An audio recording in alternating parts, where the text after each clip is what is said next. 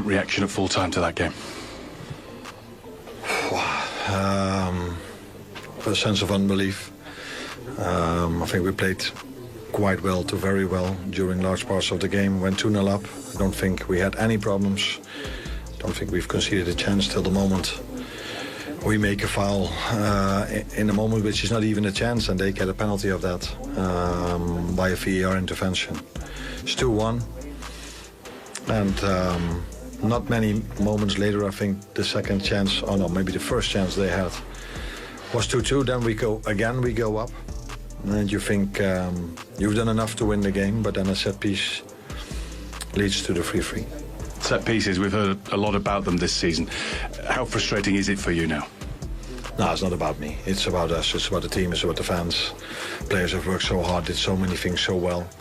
And then again, to concede the set piece, might be the 10th or the 11th this season. Yeah, then it's then I think if you concede so many of that, it's you cannot be higher on the table than we are. But like I said, it's especially disappointing for the players that put so much in. And then to go away with a free is I don't think that's what we deserved. But yeah, that's my opinion. At 2-0, you had control. At 3-2, you then seemed to have good control, but it seems to go out of control too quickly. How is that allowed to happen? Because we concede goals without the other team even having a chance. And we have to do so much to score, because I think we had more moments where we could have scored. But yeah, it's so difficult to play a game of football if you don't even concede a chance and it goes in, let alone if the one or two that you concede also go in. But yeah, we can only look at ourselves because we are the ones that are doing it. So yeah, that's the situation we're in. Well, Dom, actually, for much of the evening, it was a good Liverpool performance. But do you stand there? Do you just feel crushed at the moment? Yeah, I don't know what happened after 2-0. You know, I think we thought that the game is over, and we just made sure at the beginning of the game, that this is the kind of games where you can never underestimate the team who you play against, and maybe after a penalty, they just had their momentums, scored a 2-2. We came back, so it's a good reaction from the team again, and yeah, just conceding again from a set piece is not the nicest way. Do you think the poor run has eaten away at your confidence to the extent that when a bad moment happens in a game you're in total control of, suddenly all the good play that you've shown before that, it all sort of disappears? I don't know. I think you're right, but also after the 2-2, we showed the good reaction. We showed our mentality. We wanted to come back because we knew we made a mistake in a way that we let them come back for 2-2, scored a 3-2, and as I said before, yeah, nothing to say about the result. How much of a toll is this bad run starting to take on the dressing room, Dom? Well, what is in the dressing room, it stays in the dressing room. It's not for the public, first of all, but it's us. We have to manage it. We have to find solutions, and yeah, I can always come up with the opportunity on Tuesday or in the Champions League or on the weekend again. But yeah, there are also times where you have to look at yourself, everybody, go home, just think and ask yourself if you did everything what is possible, and if the answer is yes, then yeah, we just keep going and the momentum gonna come. Do you feel like that champion team from last season is still in there? It's not, maybe it's far off as it feels right now? That's a good question. It's hard to speak about it. Last year we became champion. Now I don't even know which position we are. But yeah, every team is doing well. Obviously every team want to win against the champions. But yeah, that we knew before the season as well. So now we have to find solutions. We have to show reactions, and everybody has to take responsibility and not always the old guys or the guys who are here longer. Everybody go on the pitch and show it that you're ready to fight for this badge. Thanks for coming on. Thanks. And he'll be disappointed. We can take a breath now. What will Slot be saying eventually when he gets in and considers what he wants to say to his players? What else can he say? I mean, this has been such a disappointing season so far. The inconsistency has been unbelievable. And it's the same old problems. I mean, he was quite vocal before the game, saying the one positive in the last couple of games is that they've only conceded one goal, and that was a deflected goal. Well, the defensive frailties resurfaced today, and that will be the most concerning thing for him. And look, I'm going to throw a stat at you. I want your immediate reaction to it, because my ears pricked up, but only Burnley and Wolves have picked up fewer points than Liverpool over the last 10 games in the Premier League. Yeah, incredible.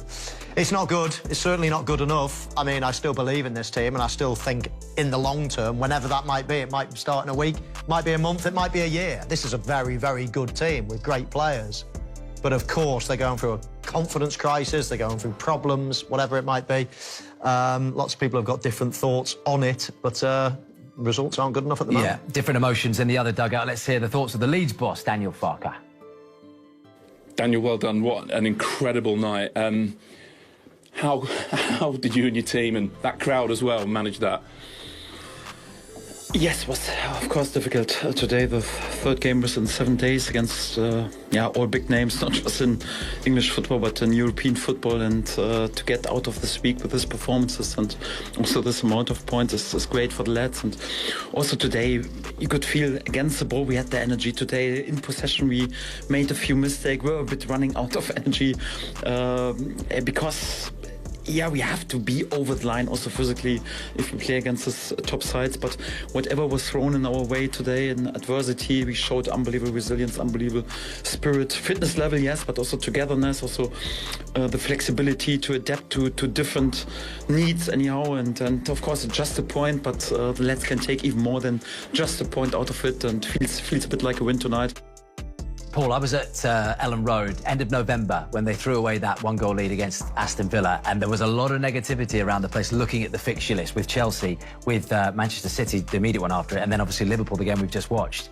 But how will that dressing room, how will that training ground feel come Monday morning now? I think the belief will be there. That's the most important thing. I think what the managers got into the players this week, the most important thing is the performance. Those 3 games were never going to define Leeds United's season. Manchester City, Chelsea and Liverpool, you know, you look at points in those games as bonuses, but I think what he got was a performance. He spoke about his job probably under threat at the start of the week, but that wasn't a bunch of players that the managers lost the dressing room. They turned out today in a new formation again, and what he did today, which he hasn't done recently, or to be fair, most of his tenure at Leeds, he was proactive with the substitutes. He brought substitutes on that changed the game. He's been criticised of bringing on the similar type of substitutes around 70, 75 minutes and just changing personnel rather than system. The last 3 or 4 games, he's showed that he's tactically versatile and he's got a system that suits these players. Yeah, so Michael, Paul going as far as like he saved his job, basically, Daniel Farke, for now. Obviously, Brentford, Crystal Palace to come next, but that is, in fact, we'll come back to that, because that looked to me as well like a bunch of players who are certainly playing for their manager.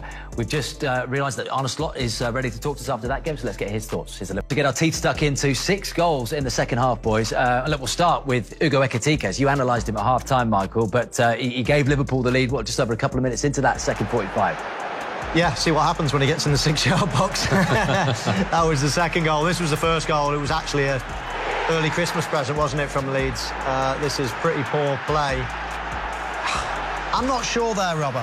Can Ampadu actually run towards the goal and not commit the challenge? Maybe. We'll have a look at it in a minute, but this is Ekitike's second goal, and again, this is what I'm talking about. Get in that position on the edge of the 6-yard box, you'll get the tap. He does well here, doesn't he? He gets himself back on side. There was a tight call for VAR, and they did look at the offside, but actually when you see him, he's made the movement to get back on side. Goalkeeper makes a real mess of it, but Ekitike gets himself in there, gets in front of the goalkeeper. He's onside because he's behind the ball. Really good piece of forward play, exactly what you were saying at half-time about him. So 2-0 up and cruising towards the 3 points, Liverpool, and then this penalty incident. What are your thoughts on this, Michael? Nonto eventually being fouled in the box here for Leeds. Well, see, I think this is probably a pen, but I do have a problem with VAR in this situation. I don't think it's an absolute howler. I think some people watching that will think, I'm not sure. And VAR should come in with absolute huge mistakes, stonewall mistakes type of thing, and I don't think that was. I still think it was a pen, but as I say, I'm a little bit sceptical about why VAR was brought in there and took it away from Calvert-Lewin. So Dominic Calvert-Lewin scores that, and in the space of, what, 2 minutes and 45 seconds, Robbo Leeds level. Wondered what Alisson was doing here, and still the amount of times that I watched it, I think it takes a little nick off Konate as it goes through. But good play, a lot of Leeds' good play came on the left-hand side, and you have to give Daniel Farke credit, the changes that he made, Tanaka and Gnonto. Gnonto certainly made a difference with an attacking presence, and that's Aronson, the other substitute as well, the interchange. And what Stack does really well is he cuts inside and he reverses the finish, and he almost dinks it over the goalkeeper. So that's 2-2, and then in the 80th minute, Michael, Szoboszlai, who's been a shining light in a really disappointing Liverpool season, looked like he'd won it. Yeah, Liverpool. two great forward runs, one from McAllister and one from Szoboszlai. McAllister dummies, it's a brilliant dummy as well. Calm as you like, Szoboszlai strokes it into the corner, and at that point you think, wow, Liverpool have had the scare, but they're going to get away with it. It's a lovely, cool finish from Szoboszlai, Liverpool's best player this season. He's in total control there, but Leeds had other ideas, I guess. Leeds had to put up with, what, 10 added minutes, Robert, didn't they, at the Etihad Stadium last week? The board goes up for 9 in this, and in the 96th, this happens. Well, they just kept going, and that's been the real reason that they've succeeded this week. They've got the results. They've gone right to the final whistle. They've got lucky. I mean, the Liverpool defensively, you can pick the bones out of it again. There's probably a handball in there, and actually he doesn't catch it cleanly at all, does he? He kind of fluffs it into the ground. But at that stage, he gets away with it, and they're not going to complain, Leeds. And Tanaka, he was excellent midweek. Unlucky not to start the game today, but he got his just rewards for his performance when he come off the bench. And Ellen Road absolutely erupted, as we mentioned. Absolute scenes at Elland Road. I cannot believe what I have just seen. It has finished in the most dramatic way possible. Leeds United 3, Liverpool 3. If you turn this off at the 80th minute thinking Liverpool had won it, you have made a massive mistake. This game had everything.